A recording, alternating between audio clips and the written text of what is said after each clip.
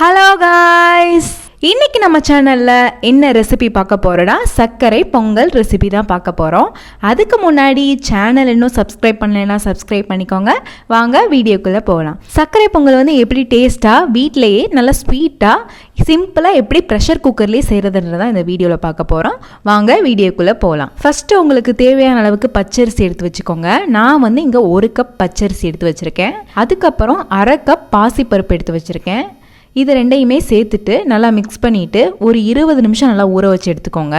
20 நிமிஷம் கழித்து நல்லா அலசிட்டு நல்லா க்ளீன் பண்ணிவிட்டு ஒரு குக்கர் எடுத்துக்கோங்க.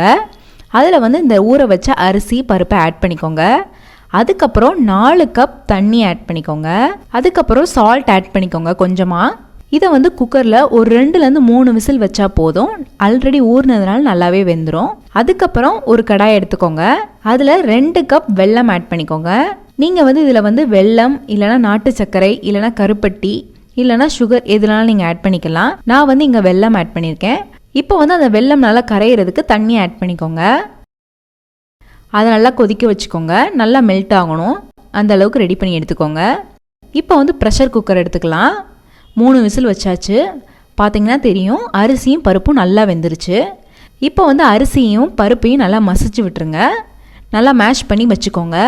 இப்போ வந்து ஸ்டவ்வில் திருப்பி குக்கர் வச்சுக்கோங்க. வச்சுட்டு நம்ம ரெடி பண்ணி வச்சுருக்க வெல்லம் சிரப்பை வந்து வடிகட்டியில் வச்சு ஆட் பண்ணிக்கோங்க.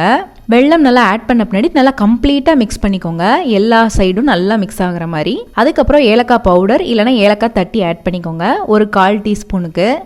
அதுக்கப்புறம் நெய் ஆட் பண்ணிக்கோங்க. நெய் தான் இதில் மெயின். இதில் வந்து நான் நெய் வந்து 1/4 கப் ஆட் பண்ணியிருக்கேன். உங்களுக்கு இன்னும் நிறையா வேணும்னா கூட ஆட் பண்ணிக்கலாம். நெய் நல்லா ஆட் பண்ணிட்டு நல்லா மிக்ஸ் பண்ணி விட்டுக்கோங்க. இப்போ வந்து இதை நல்லா மிக்ஸ் பண்ணியாச்சு.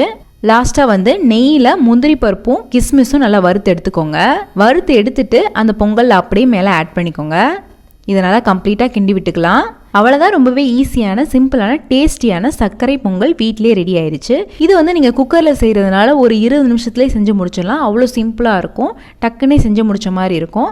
இந்த ரெசிபி பிடிச்சிருக்குன்னு நினைக்கிறேன். பிடிச்சிருந்தா லைக் பண்ணுங்கள், ஷேர் பண்ணுங்கள், கமெண்ட் பண்ணுங்கள். மறக்காமல் சேனலை சப்ஸ்கிரைப் பண்ணுங்கள். இன்னொரு வீடியோவில் பார்க்குறேன். பாய்.